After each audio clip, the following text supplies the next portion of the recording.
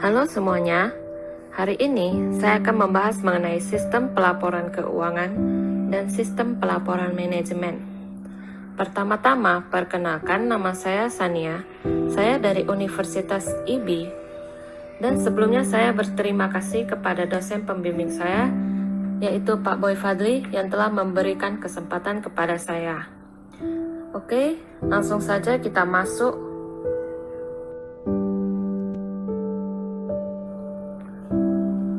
Oke, saya akan menjelaskan terlebih dahulu sistem pelaporan keuangan. Terdapat beberapa bagian yaitu sistem buku besar umum dan ada pelaporan keuangannya. Dan yang kemudian akan saya jelaskan mengenai sistem pelaporan manajemen.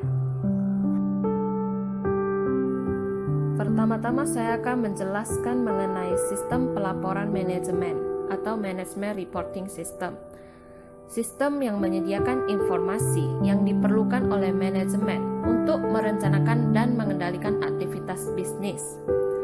MRS memperoleh data keuangan dan non-keuangan dari kegiatan operasional dan dari data dari buku besar umum tradisional. Oleh karena itu, MRS dapat berupa sistem yang berdiri sendiri atau diintegrasikan dengan aplikasi SIA atau sistem informasi akuntansi lainnya, seperti sistem entry pesanan atau sistem pengadaan. Aplikasi MRS bersifat bebas atau discretionary, baik aplikasi maupun isi waktu atau format. Informasi yang dihasilkan tidak ditentukan atau diwajibkan oleh otoritas. Berikutnya saya akan menjelaskan mengenai sistem buku besar umum. Itu merupakan sumber data primer bagi sistem pelaporan keuangan atau Financial Reporting System. FRS bersifat wajib, baik aplikasi maupun isi waktu atau format informasi yang dihasilkan, yang ditentukan atau diwajibkan oleh badan otoritas seperti IRS, SEC, atau AICPA.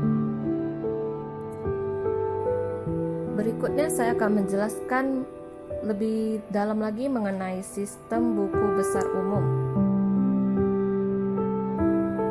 Oke, pertama-tama saya akan menjelaskan terlebih dahulu mengenai sistem buku besar umum. Bisa kita lihat gambar di samping, ada General Ledger System. Itu terdapat inventory control atau pengendalian persediaan, payroll atau daftar gaji, cash distribution atau distribusi uang tunai, account payable atau akun hutang, cost account atau akun biaya, cash receipt penerimaan uang tunai, sales penjualan, billing, financial reporting system, dan serta manajemen reporting system atau sistem pelaporan manajemen. Pada gambar di samping itu menjelaskan mengenai suatu pusat yang terhubung ke sistem-sistem lainnya dalam perusahaan melalui arus informasi. Siklus transaksi ini memproses peristiwa individual yang dicatat dalam jurnal khusus dan akun buku besar pembantu. Rangkuman transaksi-transaksi ini mengalir ke dalam atau Financial Reporting System dan menjadi sumber input untuk sistem pelaporan manajemen MRS dan FRS. Kumpulan informasi yang mengalir ke GLS berasal dari subsistem siklus transaksi.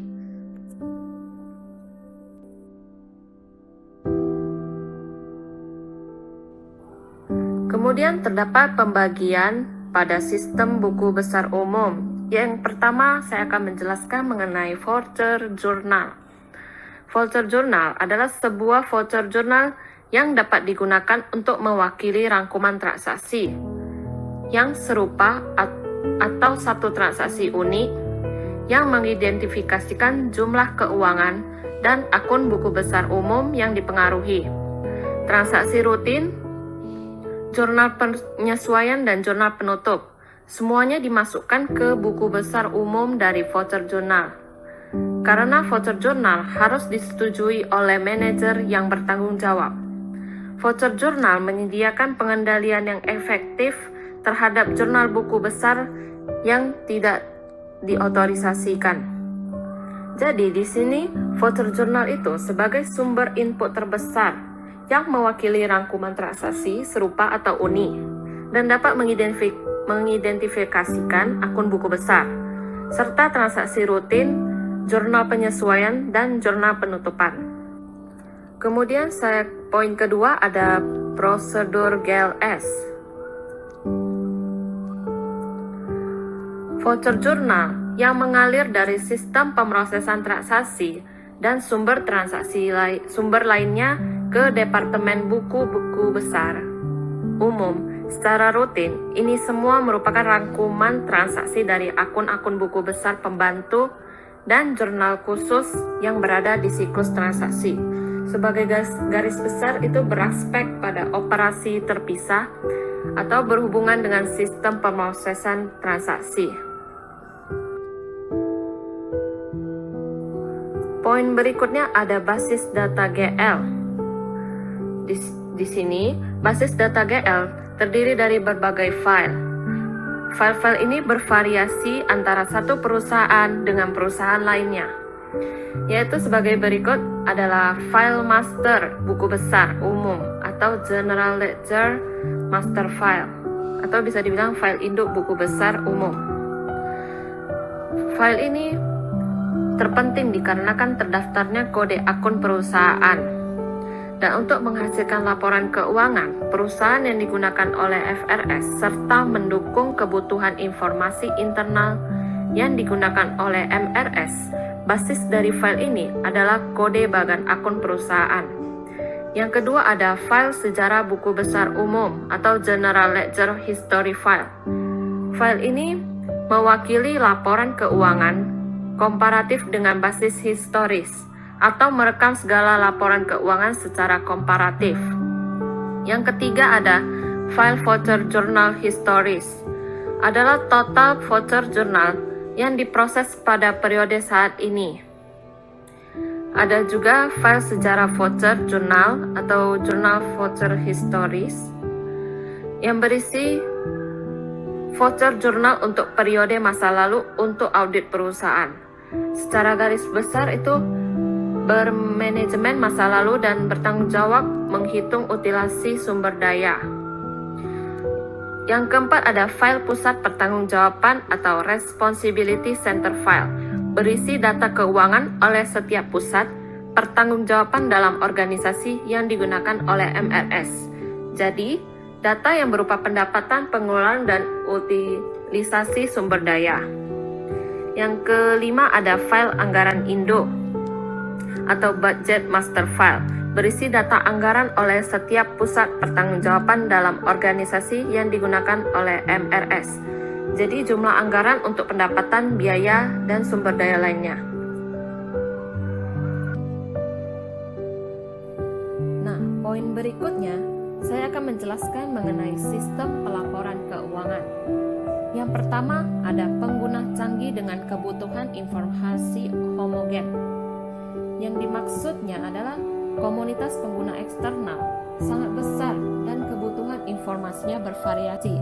Laporan keuangan diarahkan ke pembacaan umum dan disiapkan dengan pemikiran bahwa pembacanya terdiri atas pengguna yang canggih dengan kebutuhan informasi yang relatif homogen. Maksudnya, tanggung jawab untuk memberikan informasi ke pihak eksternal ditetapkan oleh standar hukum dan profesional.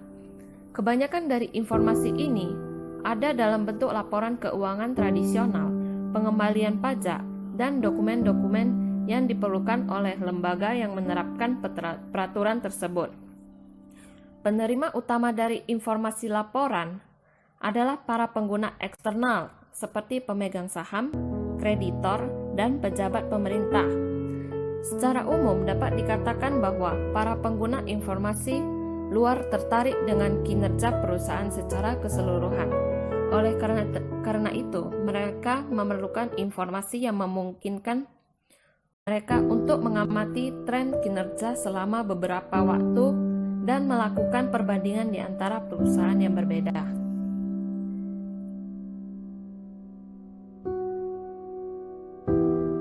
Yang kedua ada prosedur pelaporan keuangan atau proses akuntansi keuangan atau financial accounting process yang dimulai dari berstatus bersih dari awal tahun fiskal yang baru.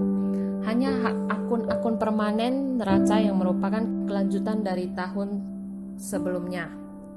Dari titik ini, prosesnya dilanjutkan dengan langkah-langkah berikut, yaitu mencatat transaksi, mencatat di jurnal khusus, membukukan ke buku besar pembantu, membukukan ke buku besar umum, menyiapkan neraca percobaan yang belum disesuaikan, membuka jurnal penyesuaian, menjurnal dan membukukan ayat jurnal penyesuaian, menyiapkan laporan keuangan, menjurnal dan membukukan ayat jurnal penutup, serta menyiapkan neraca percobaan pasca penutupan.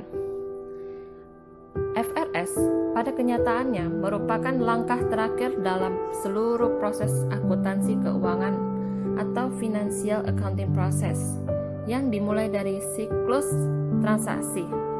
Proses akuntansi keuangan dimulai dari status bersih di awal tahun fiskal yang baru. Hanya akun-akun permanen secara neraca yang merupakan kelanjutan dari tahun sebelumnya.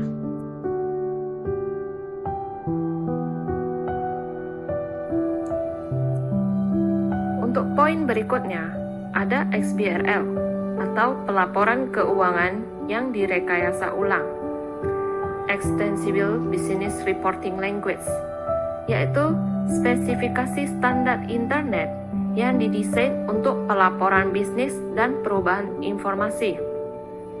Tujuan dari XBRL ini adalah untuk memfasilitasi publikasi, perubahan dan memproses informasi keuangan dan bisnis. XBRL berasal dari standar internet yang lain atau disebut sebagai XML atau Extensible Markup Language. Dan terdapat juga dua poin penting yang perlu kita ketahui, yaitu XML dan XBRL. Saya akan menjelaskan terlebih dahulu mengenai L.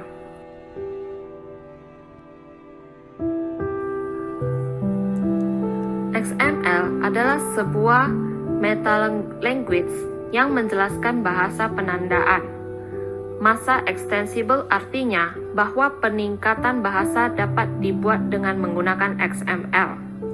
Ini menunjukkan peningkatan bahasa memampukan data storing dalam bentuk hubungan berbagai daftar atau perintah memformat telah dipetakan untuk berbagai nilai data.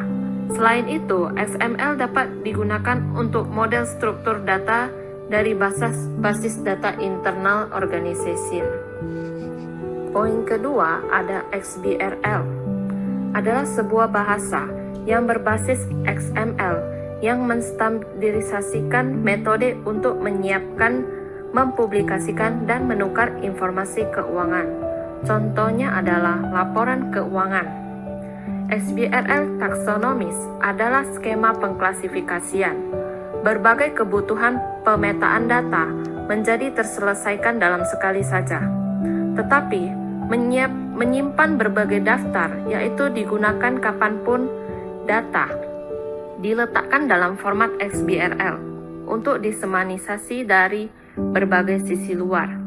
Ini memungkinkan berbagai entitas bisnis menyediakan pengeluaran informasi keuangan sesering mungkin dan secara segera untuk berbagai bagian yang berkepentingan.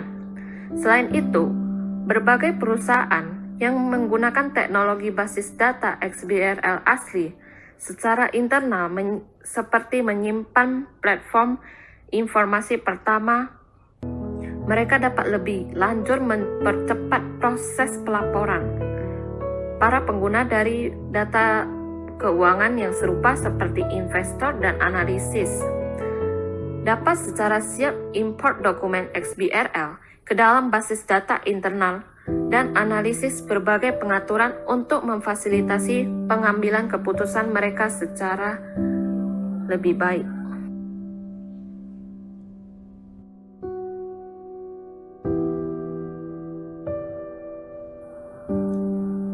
Poin berikutnya, saya akan menjelaskan mengenai resiko potensial dalam GL atau FRS, atau dampak FRS yang tidak terkontrol. Yang pertama ada jejak audit yang tidak sempurna. Yang kedua, akses yang tidak diotorisasi ke buku besar umum. Yang ketiga, akun buku besar umum yang tidak seimbang dengan akun buku besar pembantu. Dan saldo akun buku besar umum yang salah karena voucher jurnal yang salah atau tidak diotorisasikan. Jika tidak dikendalikan, resiko yang di atas ini dapat menyebabkan laporan yang salah dan dapat menyesatkan para pengguna, serta dapat menyebabkan kerugian keuangan yang signifikan bagi perusahaan dan sanksi dari pihak yang berwenang karena tuntutan hukum timbul.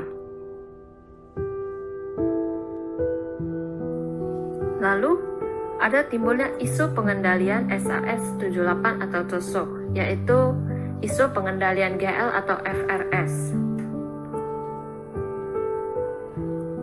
Terdapat 5. Yang pertama ada otorisasi transaksi. Itu voucher jurnal harus diautorisasi dengan benar oleh manajer yang bertanggung jawab di departemen sumber. Yang kedua ada pemisahan tugas. Petugas administrasi buku besar umum tidak boleh memiliki tanggung jawab untuk melakukan pembukuan untuk jurnal khusus atau buku besar pembantu.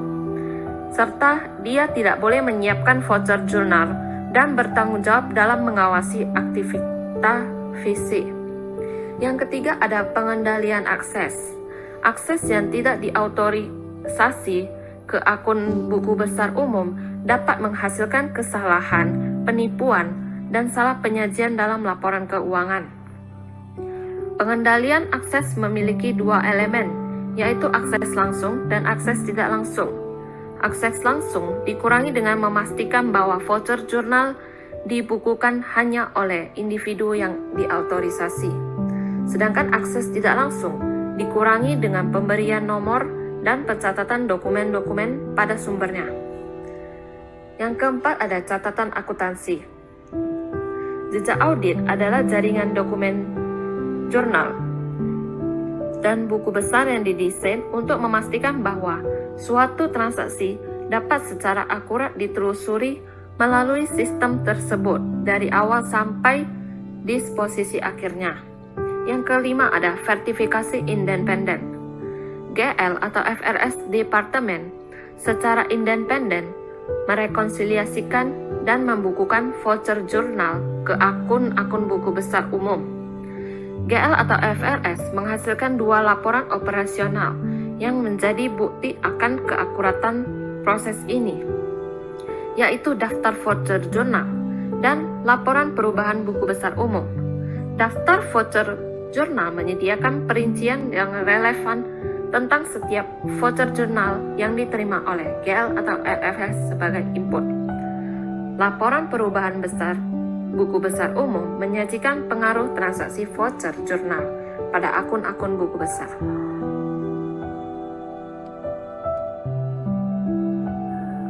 Perlu kita ketahui bahwa implikasi pengendalian internal dari XBR ada 3 jenis. Yang pertama ada taxonomy creation. Taksonomi yang salah diakibatkan dalam pemetaan yang tidak valid akan menyebabkan bahan baku tidak tergambar dalam data keuangan. Yang kedua ada taxonomy mapping error. Proses pemetaan akun basis data internal untuk berbagai daftar taksonomi menjadi dikendalikan. Yang ketiga ada validation of instant document.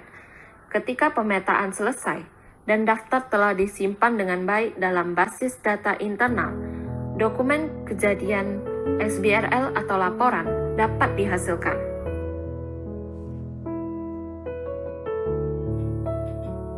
Untuk poin berikutnya, saya akan menjelaskan lebih dalam lagi mengenai sistem pelaporan manajemen.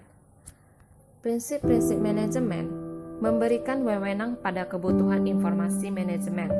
Terdapat 5 jenis prinsip manajemen Yang pertama ada formalisasi tugas atau formalisasi pekerjaan. Pihak manajemen harus menstruktur perusahaan di sekitar pekerjaan yang dilakukannya, bukannya di sekitar individu dengan keahlian unik. Wilayah perusahaan dibagi ke pekerjaan yang mewakili posisi pekerjaan penuh. Dan setiap posisi harus dengan jelas mendefinisikan batasan tanggung jawab. Tujuannya adalah untuk menghindari suatu struktur organisasi di mana kinerja, kemampuan, dan eksistensi berkelanjutan perusahaan bergantung pada individu tertentu. Implikasi untuk MRS memformalisasikan suatu pekerjaan atau suatu perusahaan memungkinkan spesifikasi informasi yang diperlukan untuk mendukung pekerjaan tersebut. Yang kedua ada tanggung jawab dan wewenang. Prinsip tanggung jawab merujuk pada kewajiban individu untuk mencapai hasil yang diinginkan. Tanggung jawab sangat terkait dengan wewenang, yaitu memberikan wewenang untuk mengambil keputusan dalam batas-batas tanggung jawab. Dalam organisasi bisnis, manajer mendelegasikan tanggung jawab dan ke bawah melalui hierarki organisasi dari atasan kepada bawahannya. Implikasi untuk MRS, prinsip tanggung jawab dan wewenang mendefinisikan jalur pelaporan vertikal perusahaan di mana informasi mengalir. Yang ketiga ada implikasi untuk MRS.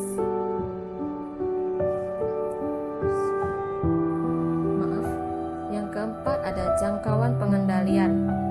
Jangkauan pengendalian atau span of control. Seorang manajer merujuk pada jumlah bawahan yang langsung di bawah pengendaliannya. Ukuran jangkauan berpengaruh pada struktur fisik perusahaan. Implikasi untuk MRS, para manajer dengan jangkauan pengendalian sempit memerlukan laporan yang lebih terperinci. Sedangkan para manajer dengan tanggung jawab pengendalian luas beroperasi paling efektif informasi yang lebih ringkas. Yang kelima ada manajemen dengan pengecualian. Prinsip manajemen dengan pengecualian menunjukkan bahwa manajer harus membatasi perhatian mereka pada wilayah-wilayah yang berpotensi bermasalah, yaitu pengecualian. Daripada terlihat dalam aktivitas atau keputusan, implikasi untuk MRS, laporan harus mendukung manajemen dengan pengecualian melalui pemusatan perhatian pada perubahan faktor kunci yang menunjukkan gejala ada masalah. Perincian yang tidak perlu dapat mengalihkan perhatian ke fakta yang seharusnya tidak ada laporan.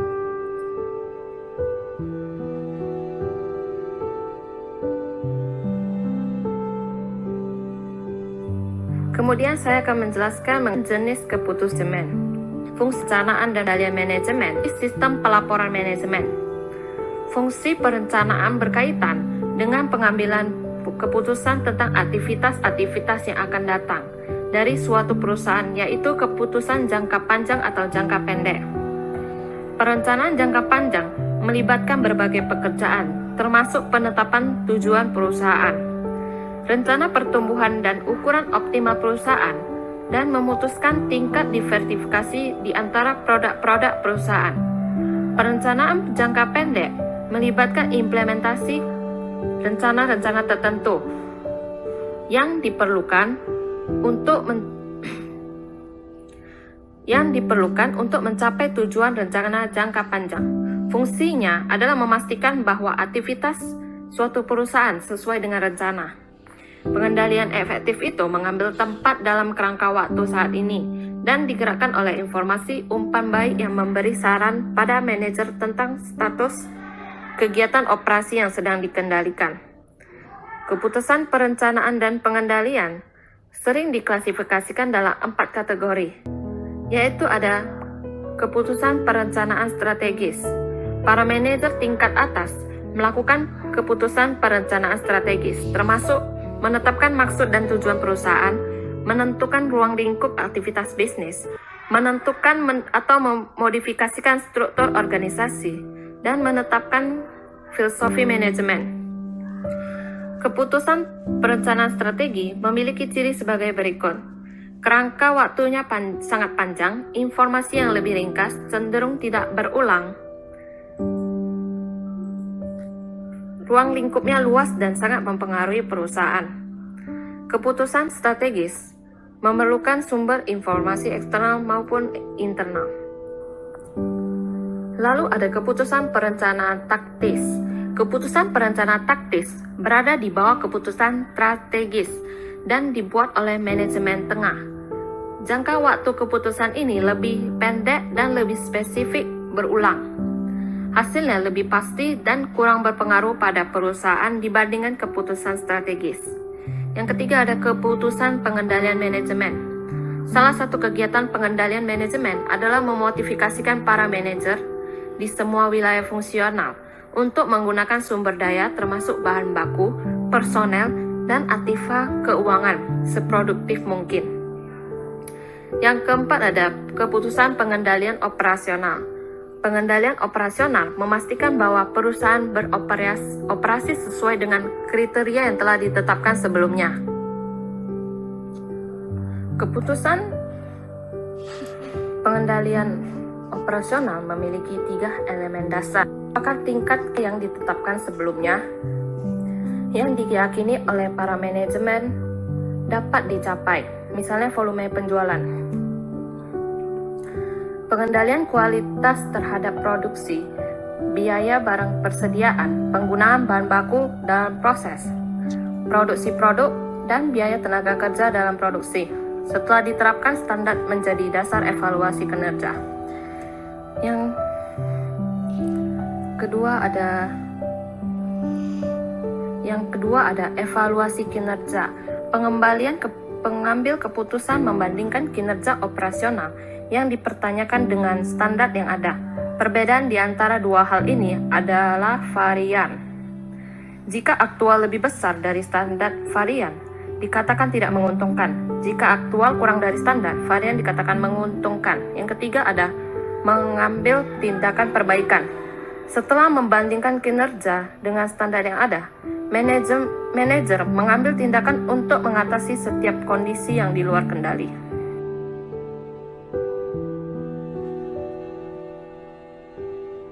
Kemudian, perlu kita ketahui ada struktur masalah. Struktur suatu masalah mencerminkan seberapa baik pengambilan keputusan, memahami masalah tersebut. Struktur masalah memiliki 3 elemen, yaitu data nilai yang digunakan untuk mewakili faktor-faktor yang relevan dengan masalah tersebut. Yang kedua, prosedur urutan langkah-langkah atau peraturan keputusan yang digunakan untuk memecahkan masalah. Yang ketiga ada tujuan hasil yang ingin dicapai oleh pengambil keputusan dengan memecahkan masalah tersebut. Ketika ketiga elemen tersebut diketahui dengan pasti, masalah akan menjadi terstruktur. Masalah yang tidak terstruktur adalah masalah yang tidak memiliki teknik solusi tertentu. Kebutuhan data tidak pasti, prosedurnya tidak spesifik, atau tujuan solusi belum sepenuhnya dikembangkan. Berikut saya lampirkan ada manajemen level. Yang pertama paling puncak adalah strategi manager. Yang kedua ada tactical management. Yang ketiga ada operation management. Yang keempat ada operation. Itu adalah tingkat manajemen level. Bisa kita lihat dari tabel berikut dan mencoba untuk memahaminya.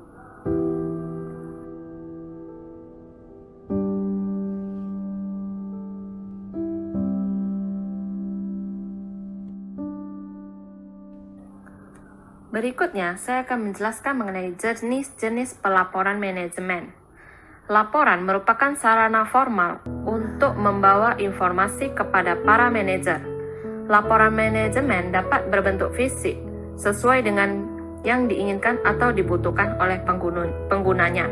Dapat berupa dokumen kertas atau gambar elektronik yang disajikan di terminal komputer. Dapat berisi informasi verbal, numerik, atau grafik, bahkan kombinasinya. Berikut penjelasan jenis-jenis pelaporan dalam manajemen.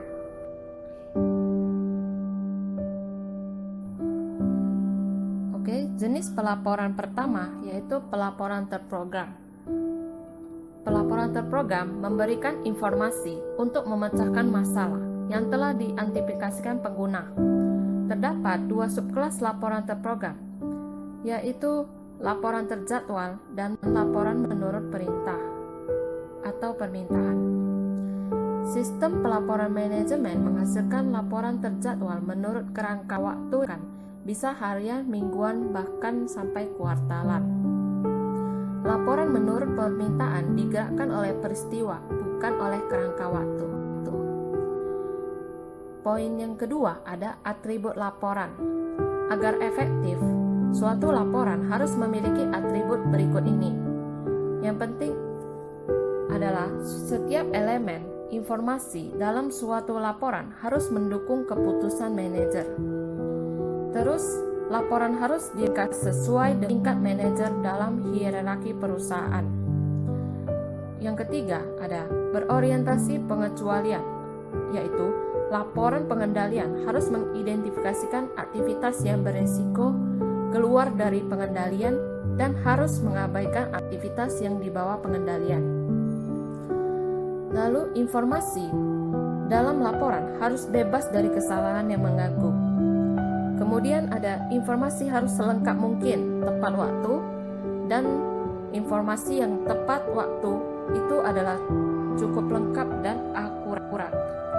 Dan itu lebih berharga daripada informasi yang sempurna tetapi terlambat untuk digunakan. Kemudian informasi dalam suatu laporan harus disajikan sesingkat mungkin. Jadi atribut itu dalam ringkasan yang saya buat ada relevan, ringkas, berorientasi pengecualian, akurat, lengkap, serta singkat.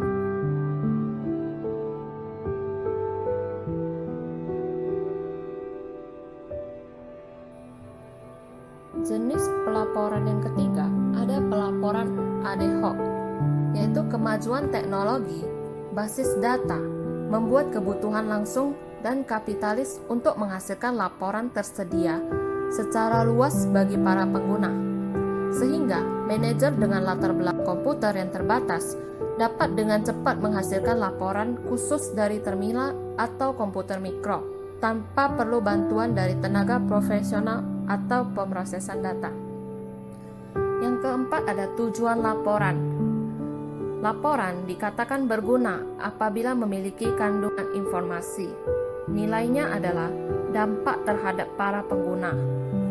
Dengan mengurangi tingkat ketidakpastian berkaitan dengan masalah yang dihadapi pengambilan keputusan untuk mempengaruhi perilaku pengambilan keputusan dengan cara yang positif. Ada dua tujuan pelaporan umum. Yang pertama, mengurangi tingkat ketidakpastian yang berkaitan dengan suatu masalah yang dihadapi pengambilan keputusan. Yang kedua, mempengaruhi perilaku pengambilan keputusan dengan cara yang positif. Laporan yang gagal mencapai tujuan ini berarti kurangnya kandungan informasi dan tidak bernilai sama sekali. Jenis-jenis pelaporan manajemen.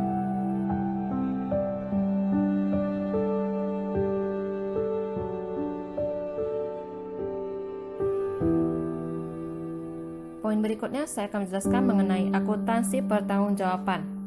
Sebagian besar pelaporan manajemen melibatkan akuntansi pertanggungjawaban. Konsep ini menyatakan bahwa setiap peristiwa ekonomi yang mempengaruhi perusahaan adalah tanggung jawab manajer, dapat dilacak ke masing-masing manajer. Adanya penetapan tujuan keuangan atau proses anggaran. Proses anggaran membantu pihak manajemen untuk mencapai keuangannya dengan membentuk tujuan yang dapat diukur untuk setiap segmen perusahaan. Yang kedua ada pengukuran dan pelaporan kinerja. Pengukuran kinerja dilakukan di setiap segmen operasional dalam perusahaan.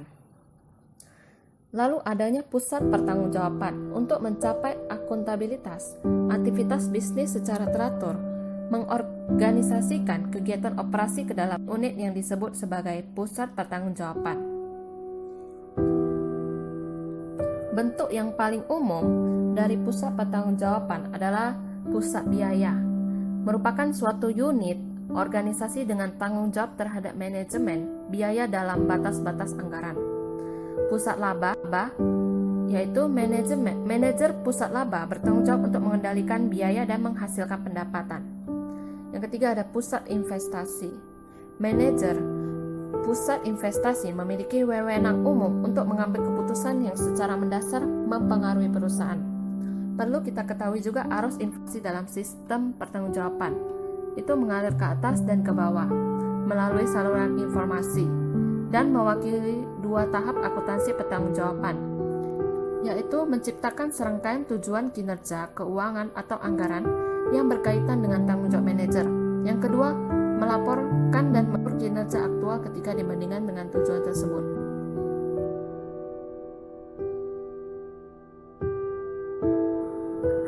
Berikutnya, kita juga perlu mengetahui adanya pertimbangan perilaku dan ada 3 jenis. Yang pertama ada kesaksian tujuan. Sistem pelaporan manajemen yang terstruktur rapi berperan penting dalam meningkatkan dan mempertahankan keserasian tujuan. Di sisi lain, MRS dirancang dengan buruk dapat menimbulkan tindakan-tindakan yang tidak optimal yang bertentangan dengan tujuan perusahaan. Lalu, telah dibahas sebelumnya tentang prinsip-prinsip manajemen, yaitu wewenang tanggung jawab dan formalisasi pekerjaan. Jika diterapkan dengan benar dalam perusahaan, prinsip-prinsip ini meningkatkan keserasian tujuan. Manajer tingkat lebih rendah yang berusaha mencapai tujuannya berkontribusi secara positif terhadap tujuan atasannya. Jenis pertimbangan perilaku yang kedua ada informasi yang berlebihan. Informasi yang berlebihan muncul ketika seorang manajer menerima informasi berlebih dari yang dapat dicernanya. Informasi yang berlebihan akan membuat manajer mengabaikan informasi formalnya dan bergantung pada petunjuk informal dalam membuat keputusan. Jadi sistem informasi formal digantikan oleh heuristis, tips, prasangka, dan dugaan. Serta keputusan yang dihasilkan kemungkinan besar tidak akan optimal dan disfungsional. Hal ini dapat terjadi ketika seorang perancang sistem pelaporan tidak mempertimbangkan tingkat organisasional dan jangkauan pengendalian manajer dengan tepat. Informasi yang berlebihan akan membuat manajer mengabaikan informasi formalnya dan bergantung pada petunjuk-petunjuk informal dalam membuat keputusan. Yang ketiga, ada ukuran kinerja yang tidak tepat. Salah satu tujuan laporan adalah untuk menstimulisasi perilaku yang konsisten dengan tujuan perusahaan. Tetapi, ketika ukuran kinerja yang tidak tepat digunakan, laporan akan berpengaruh sebaliknya. Pengukuran kinerja yang efektif mempertimbangkan semua aspek yang relevan dan tanggung jawab seorang manajer. Selain mengukur kinerja umum, pihak manajemen harus mengukur tren variabel utama seperti penjualan, harga pokok penjualan, biaya operasional, dan tingkat aktiva. Terdapat ukuran non-keuangan yang menjadi indikator kinerja manajemen, termasuk kepemimpinan produk, pengembangan personel, sikap pegawai, dan tanggung jawab publik. Itulah pertimbangan perilaku yang perlu kita ketahui.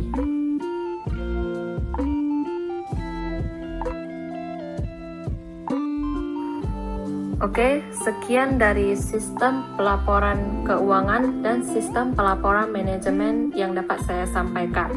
Semoga bermanfaat, dan jika ada kesalahan pernyataan atau penjelasan dari saya mohon maaf terlebih dahulu. Sekian dan terima kasih.